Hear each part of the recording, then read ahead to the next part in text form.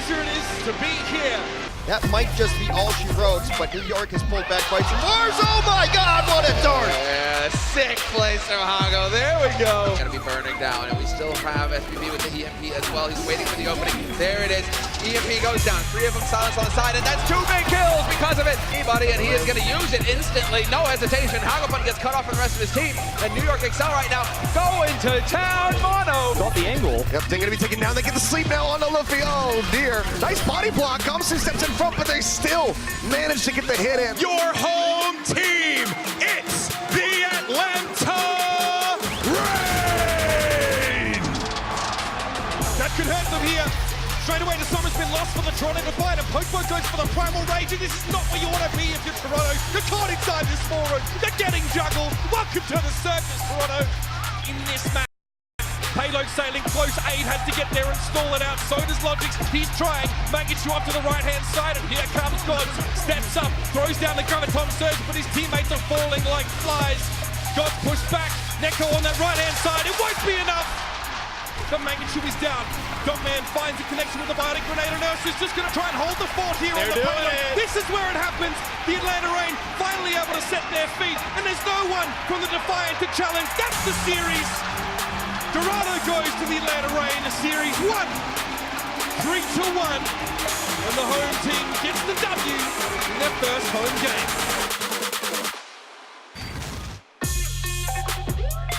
Thank you very much for joining us here at ESPN_esports on Twitter and the ESPN app. My name is Arda Ocal, alongside Jacob Wolf, and day 1 of the Atlanta homestand in the Overwatch League has concluded. Of course, tomorrow, more action with playoff implications.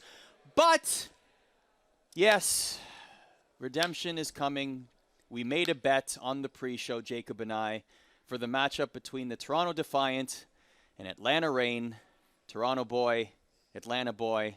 I know you're waiting for this. Atlanta won. GG's. Go ahead.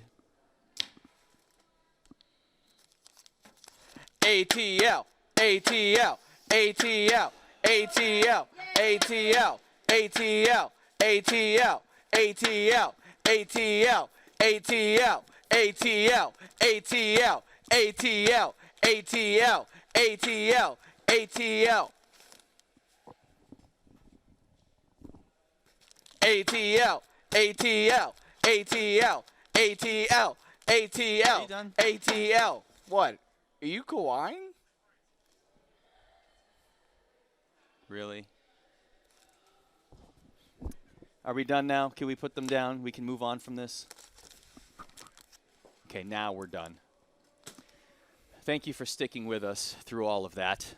We're going to get through the analysis of the day. And I do have a redemption coming, by the way. I agreed to a hot dog eating contest. That will go on social media. But right now, we got to get to business. Day 1 is concluded here in Atlanta.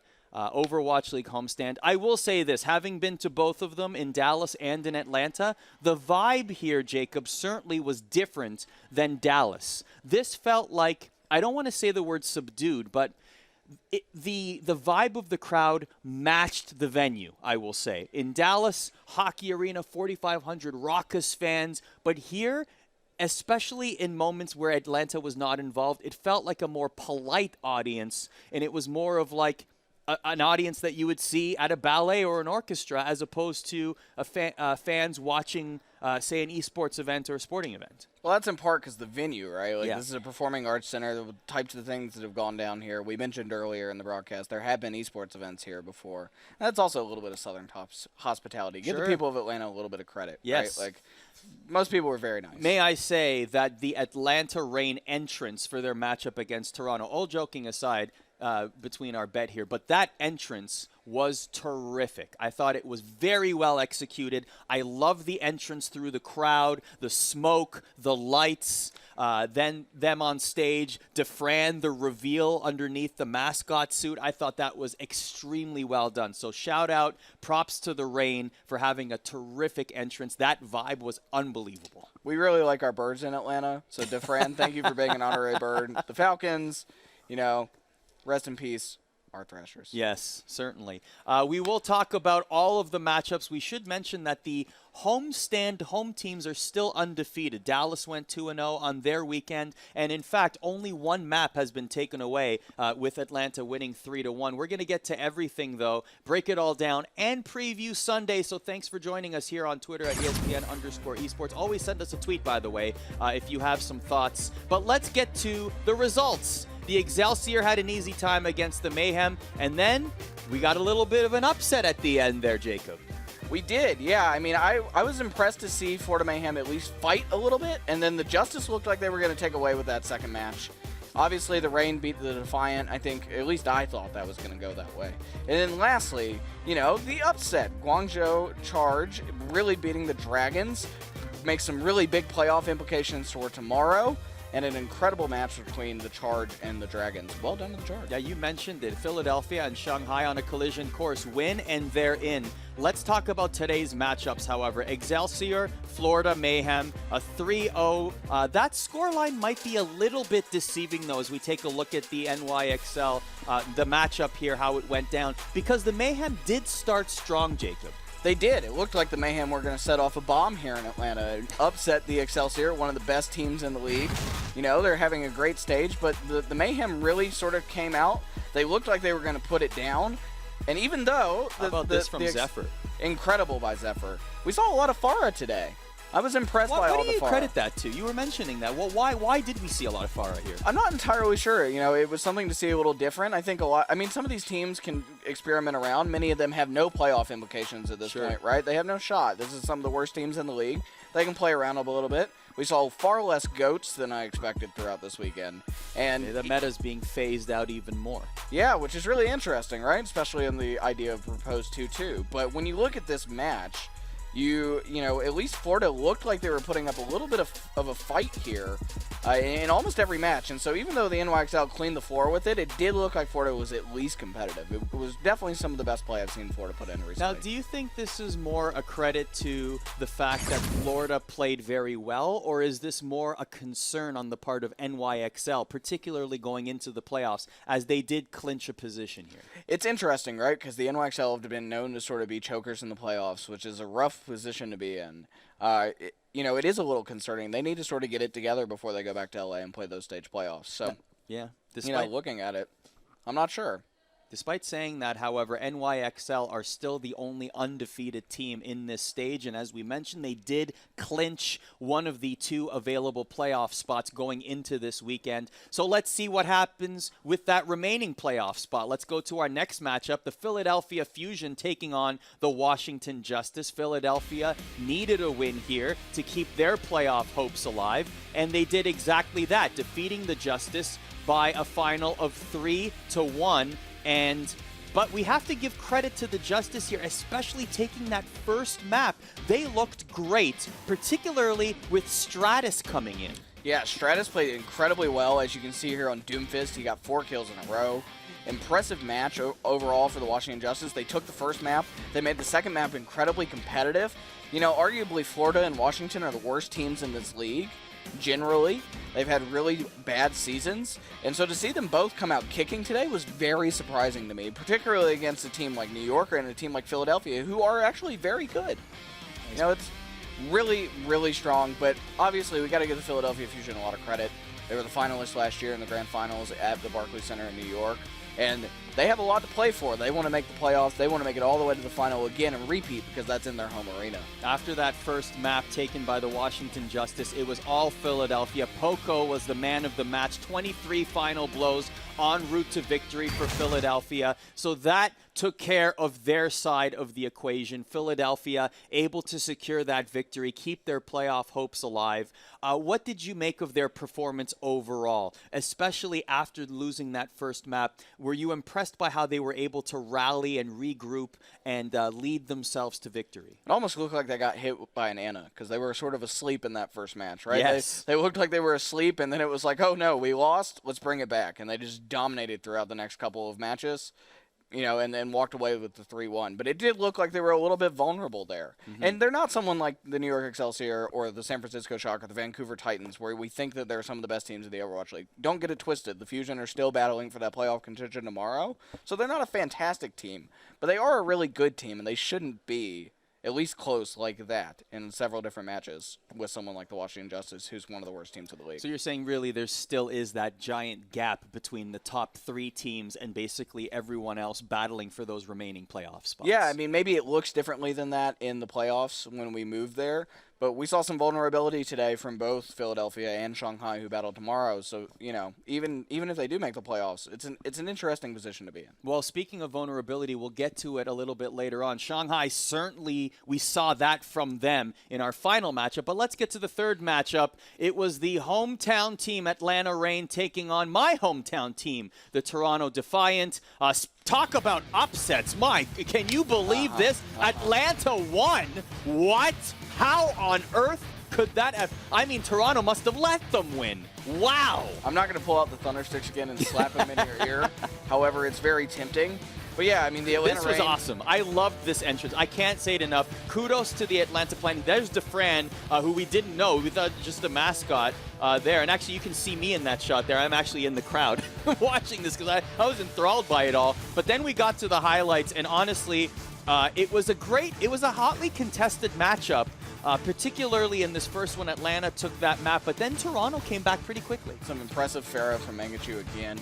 Again, we've seen some good Pharahs today.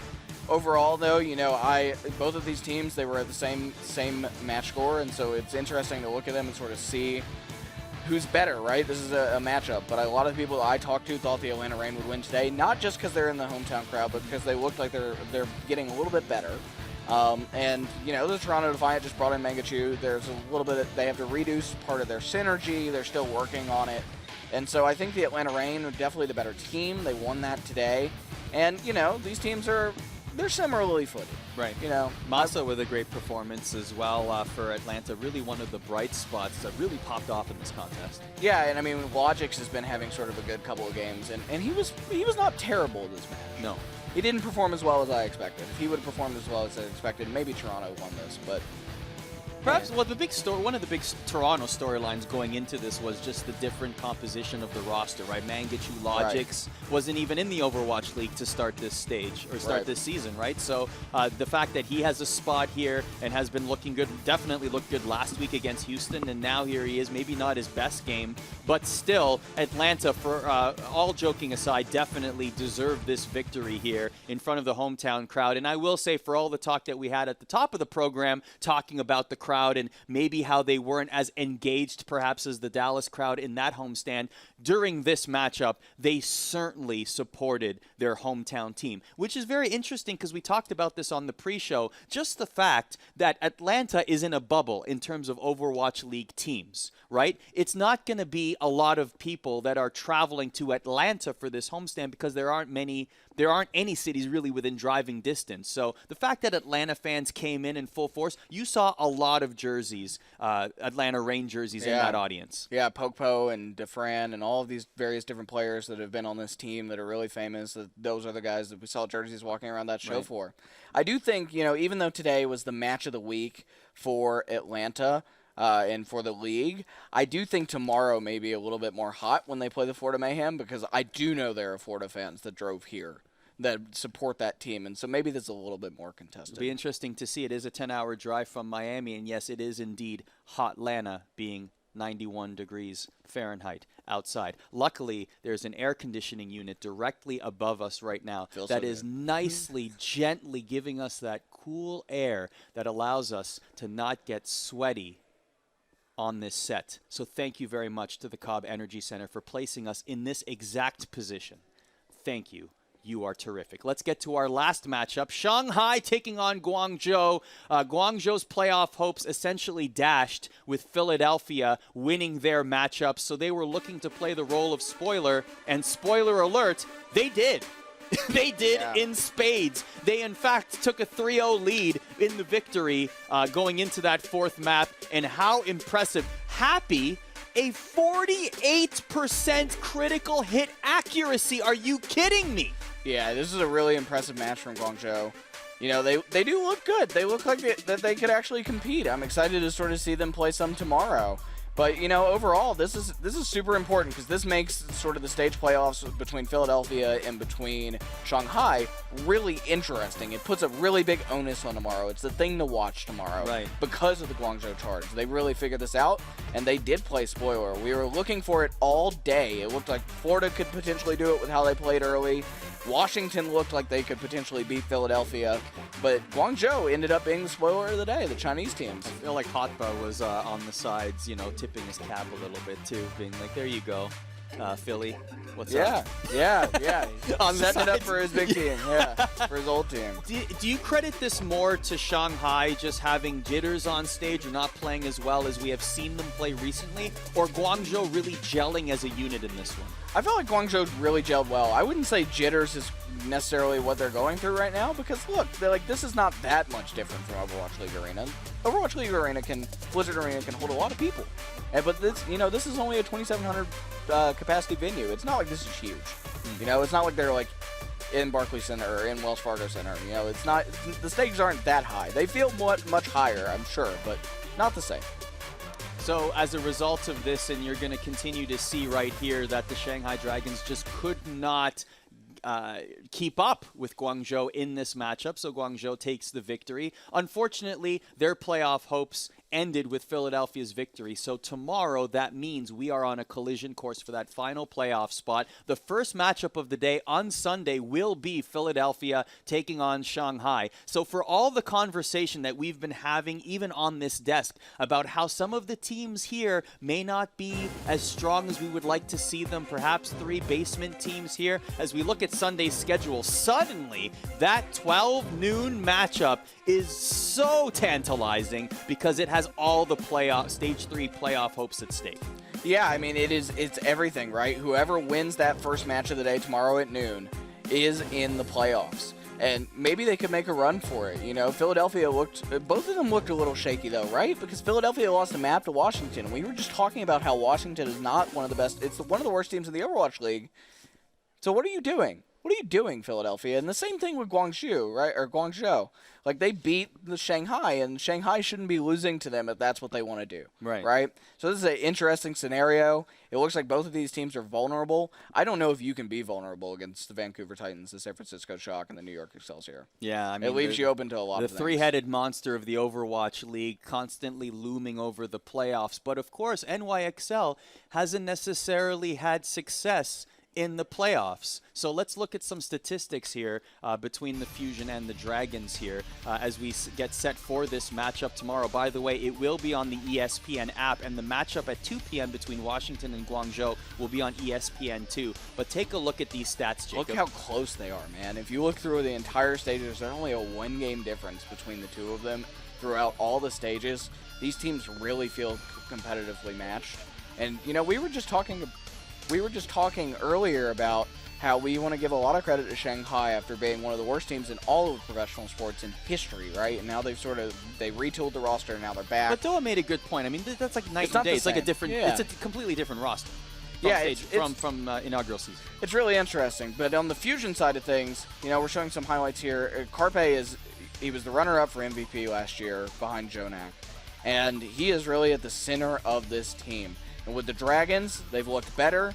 Diem, you know, that's the hype tomorrow, right? The two guys come together. That's the storyline. Not only is playoffs are on the line, but the guys are coming together, the friends. Carpe and Diem are good friends. Will they make better enemies? This is the first time they will be meeting in the Overwatch League, and we will see how competitive. How competitive do you think they will be? Because they are good buddies.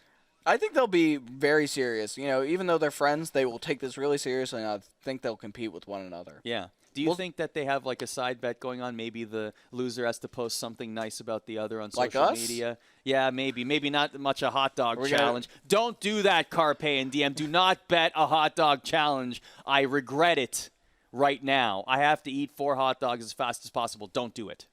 Don't do it. Stick to social media. It's going to be fun to watch, though, because this is one that Overwatch League enthusiasts and fans have really been looking forward to. Yeah, I mean, it's a lot of build-up, right? Diem wasn't in the league last year. Carpe was. He said that Diem should be in the league. Diem is now in the league. Now we're in this position. They play each other for the first time it's going to be a really fun matchup because now there's playoff implications on the line. It's not just the two friends going to head-to-head, but it is playoffs on the line too. That added intrigue. Of course, both of them are two of the best Widowmakers in the world as well, so we'll be keeping an eye on that matchup. Let's take a look at Washington taking on Guangzhou. That is our second matchup of the day. That matchup will also be on ESPN2. What do you make of this?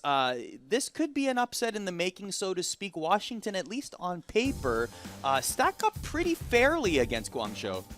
Yeah, I mean, Guangzhou looked really good today. Despite these numbers, by the way. Right, Guangzhou looked really good today. Like we said, Washington, one of the worst records in the league, tied with the Mayhem. But both teams today looked very competitive. Guangzhou upset Shanghai. Washington looked at least competitive against Philadelphia.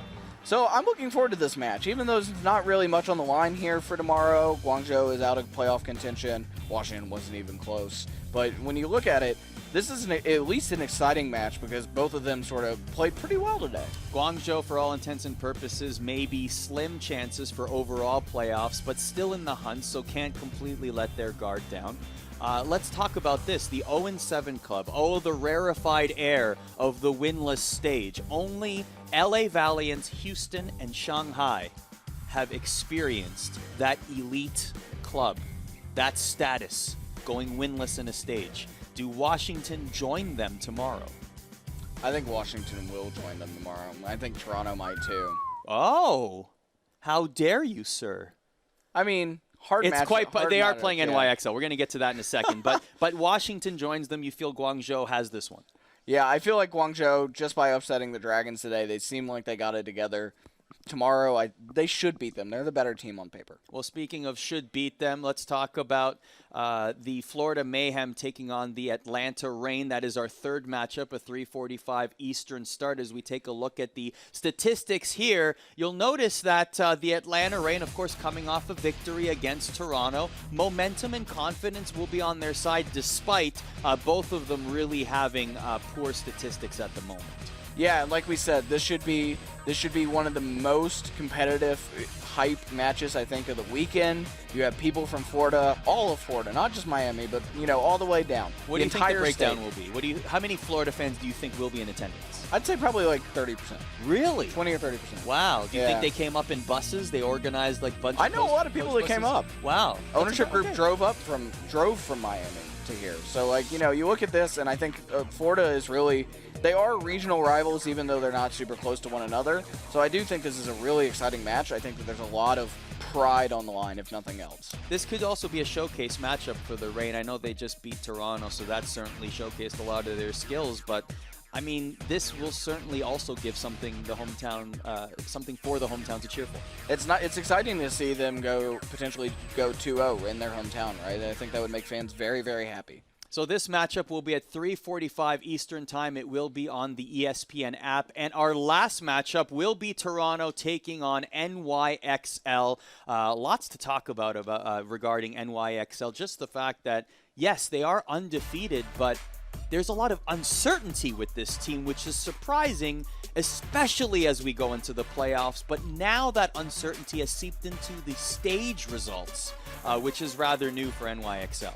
Yeah, I mean, it looks like there's a little bit of a power struggle here with the NYXL in terms of how they play. And overall, like today, they even though they beat them pretty handily, it looked a little shaky today. And so if I'm the NYXL, I feel like you have to come out tomorrow and just smash. You have to really be confident going in. You have to have good momentum going in to the stage playoffs. It's important, right? They really want to be there. It's important to them, I feel, that they become the stage champions, but it's a hard road, as we know. And so when you look at this, tomorrow, even though there isn't like any implication on the line, other than potentially going undefeated in the stage, there isn't. If they lose, they're still in the playoffs. But if you look at it, it's still, I think it's really important for their momentum. NYXL has qualified for every single stage playoffs in Overwatch League. They won 2 of them last season. They have not made the final, despite making the final of every stage in the inaugural season. This year, have not made the finals at all. It has been Vancouver and San Francisco all the way, trading wins. But then you got to wonder what will happen here. NYXL traditionally not that strong in the playoffs, and this stage has not given people a lot of confidence to bet on them going into the playoffs. Yeah, I mean, there's a lot of discussion on how strong they can be when it comes to when it matters, right? When it matters in those playoffs. And again, you know, you mentioned last year and how they were really dominant throughout most of last year until we got to the actual playoffs of the league. But I do think generally that this year the league is much better. The Vancouver Titans didn't exist last year. Many of those players were not in the Overwatch League at all. And so when you look at sort of how they tee up, I do think that there's much harder competition this year for the New York Excelsior. So you want that momentum to go for them and to keep it moving from now to the stage playoff. If they can win the stage playoff, they'll qualify and they'll move on. And they need that momentum tomorrow. So let's give some final thoughts before we sign off here. Day 2 tomorrow. All the action will be on the ESPN app, ESPN2 for the Washington-Guangzhou matchup. What are you looking forward to the most on Sunday? On Sunday, I'm really looking forward to Florida and Atlanta because I think it will be a really exciting match for this home crowd.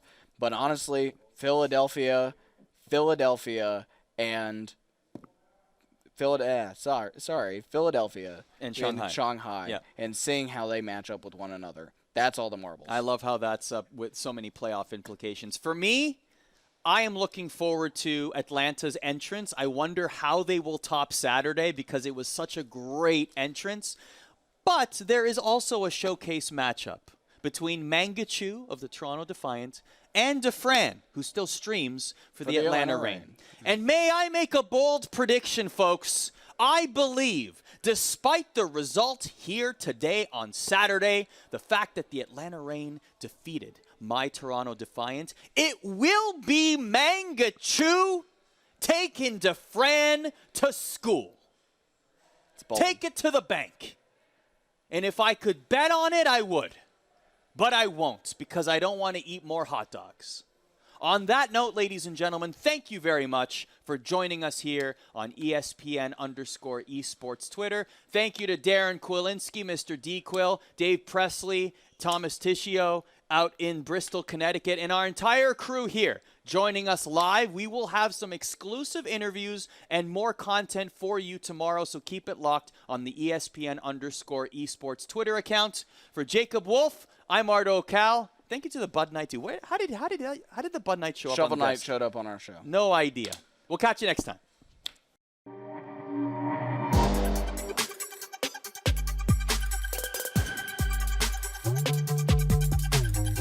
now he's got the primal rage. Shatter comes in. It's a big one from Gesture. London need more. Giannis needs to environmental kills. He knocked Gesture off. He got one. He knocked him off. He got three. Giannis. He got three. Corey just basing his teammate into a couple frags here. Jake gonna struggle. He's actually hanging right now. And this man is frightening. That man is frightening. Hard getting aggressive here. Can they get the kills out of it though? The grab gets used by Corey as well. Sans himself. Beautiful three. Amazing boom comes in from Justice. Arc setting it up.